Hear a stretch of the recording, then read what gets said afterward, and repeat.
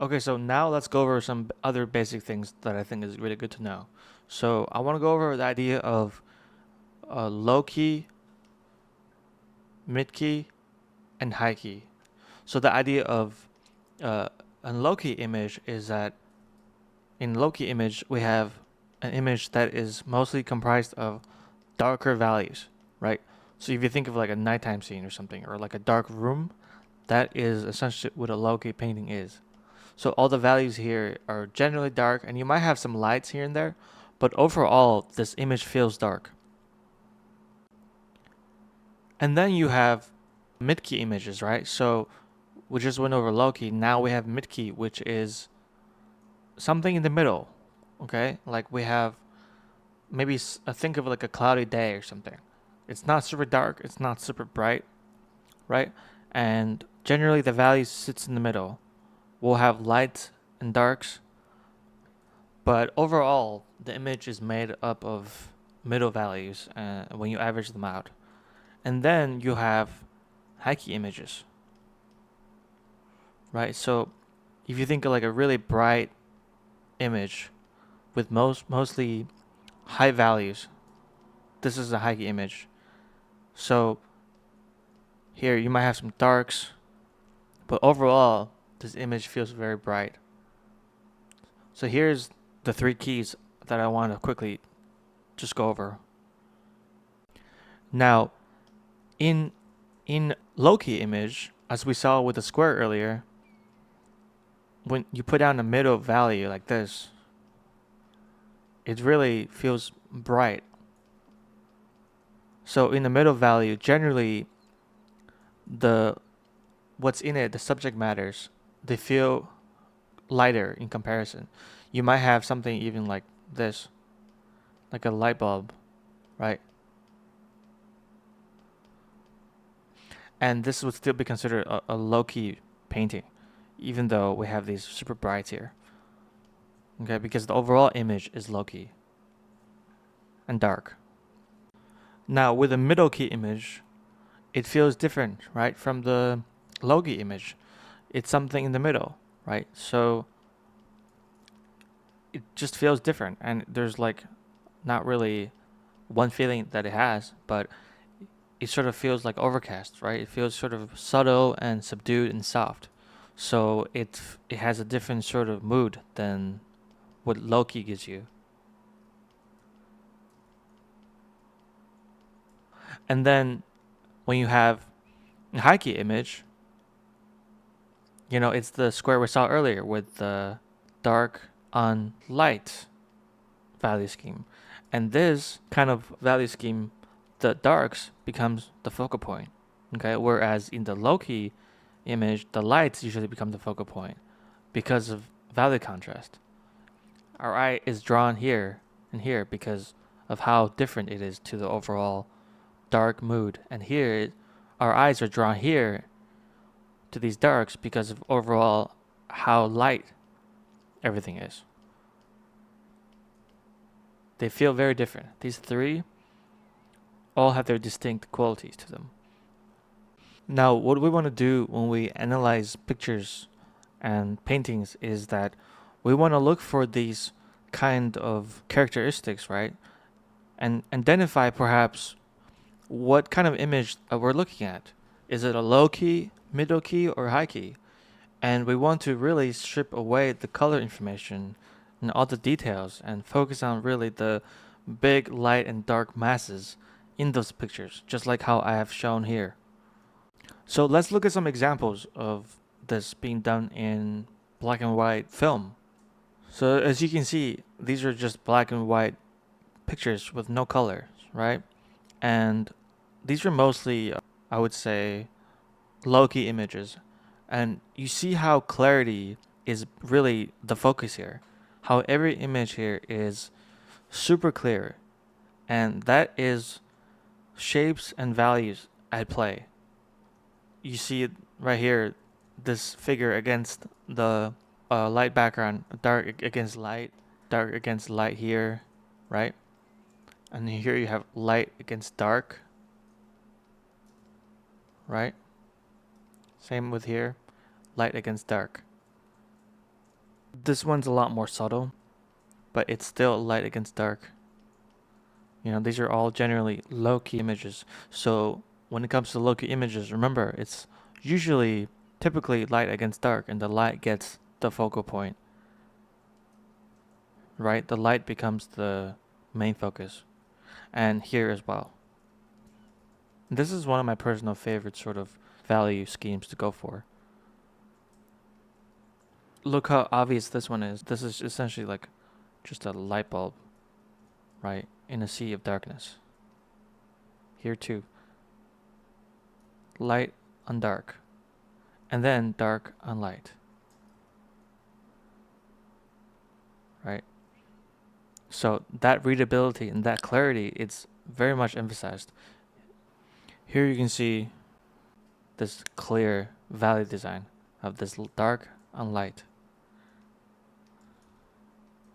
And this is straight up just a silhouette.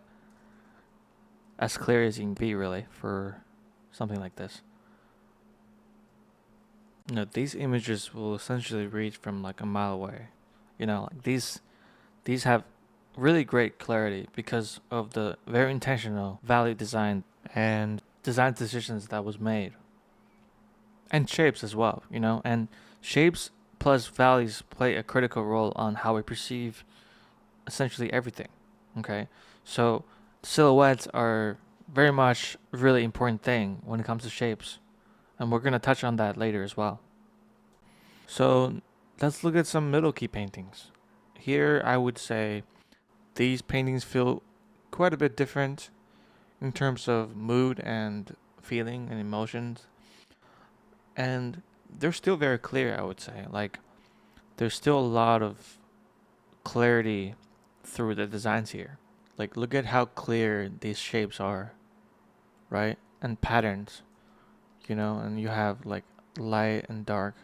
Very much it's the same idea when it comes to designing an image, but it's just in a different key, you know? And this one feels quite a bit softer. And here you have some tables sort of like leading us towards, I would say, the middle, which is the main point of interest or focal point. And yeah, I would say even these little shapes and elements are even supporting this focal point right here. These are pretty graphic overall. You have a lot of dark masses. If I were to study this painting, I would essentially group all this into one mass. And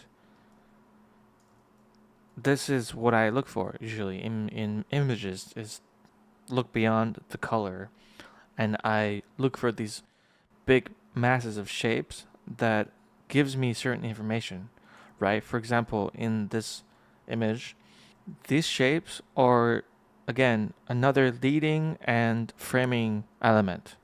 So this arch here is very much placed here on purpose to sort of frame the character. This is clearly the focal point, right? This has the most value contrast and is also a person, a character.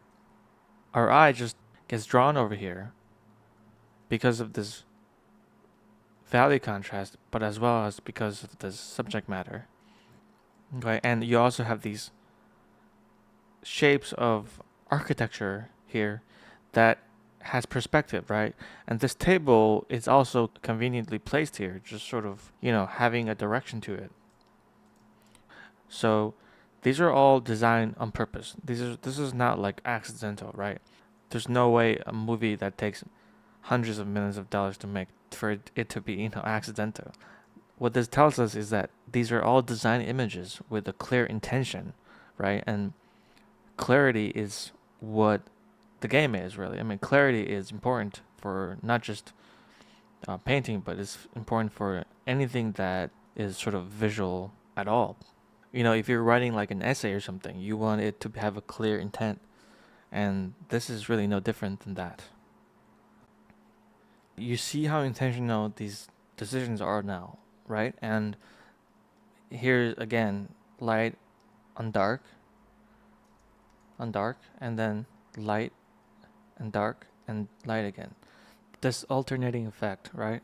This value design of masses, right? So when I look at images like this, I think about masses of value and how that draws our eye. So clearly this is meant to draw our eye here because it has the most value contrast of all places.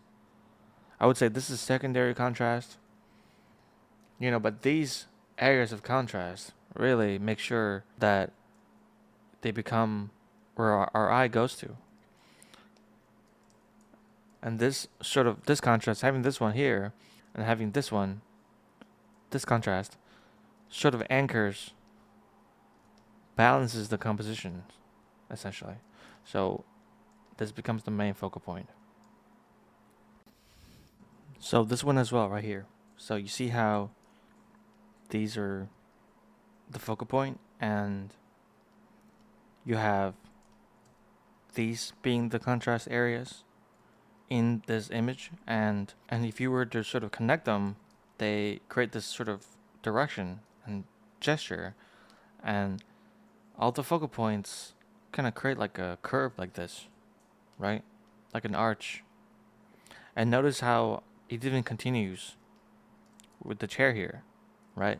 And you might think that the chair, it's like, oh no, that's just coincidence, right? Like none of this is coincidence. It's all planned. It's all part of the compositional choices that was made during the film. And you can even see that the arm here, it's even reinforcing that sort of flow. And this just creates this sort of gesture that's like, along with these value focal points, that really creates a nice rhythm to all this. You see? In painting, I think about the exact same thing when I'm painting.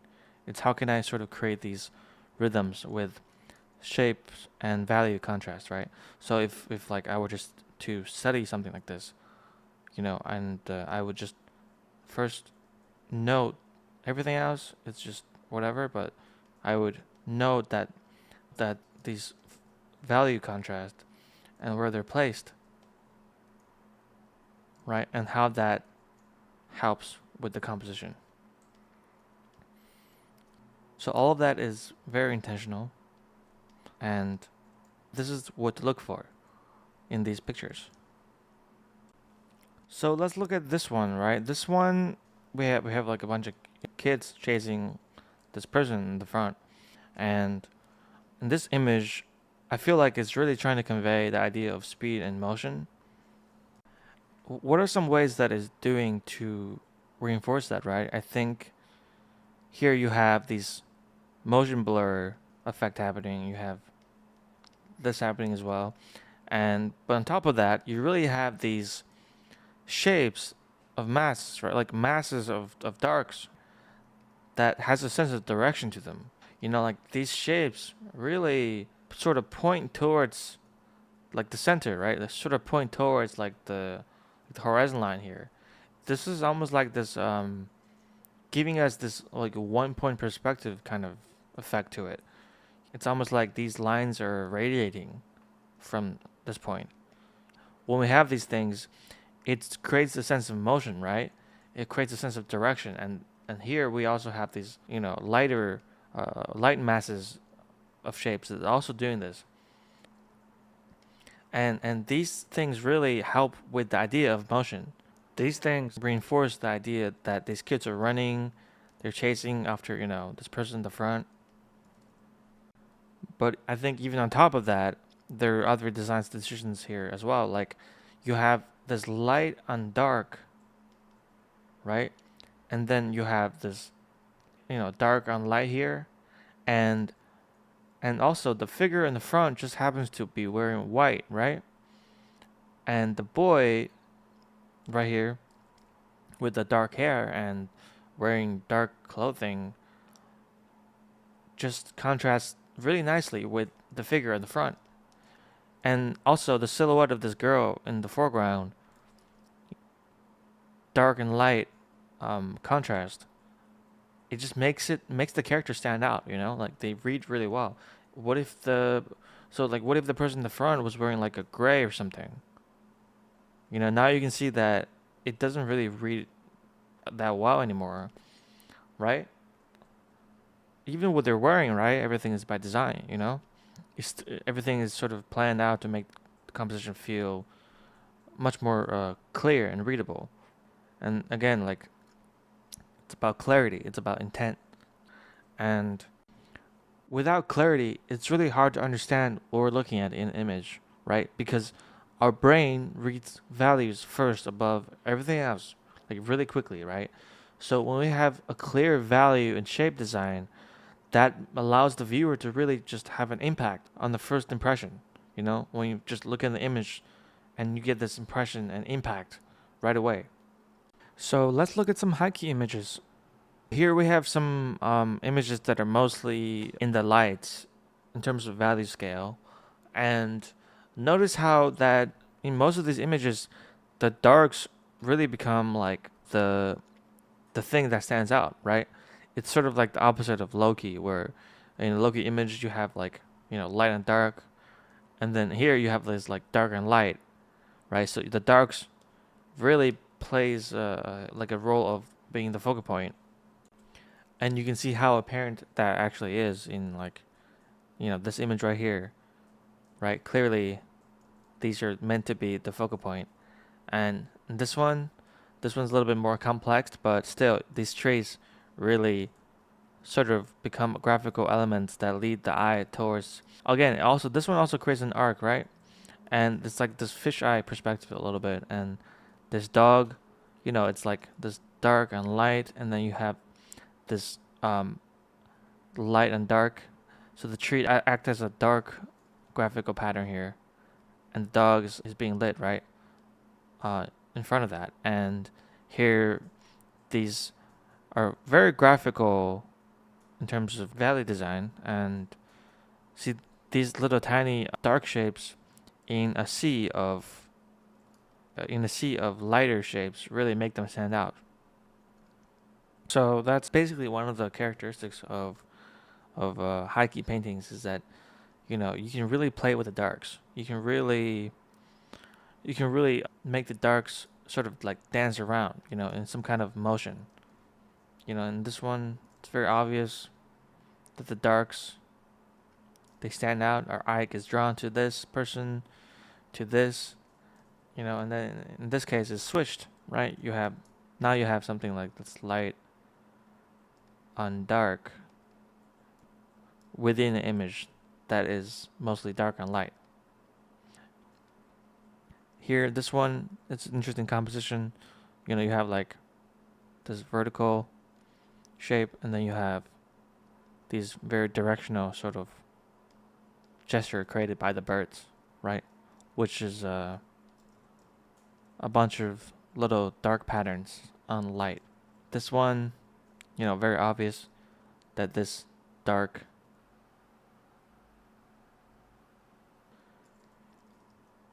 and perfect horizontals or perfect verticals, conveying like the stability and maybe like power or something. And like, these people are wearing like very much fancy royal clothing. You have these like perfectly architecturally man-made objects, and it has like a sense of prestige to it, right? And I think the image does a good job of conveying that through like this perfect horizontal and these verticals, and the buildings also are verticals as well. Yeah, and they have this perfect horizon line, right?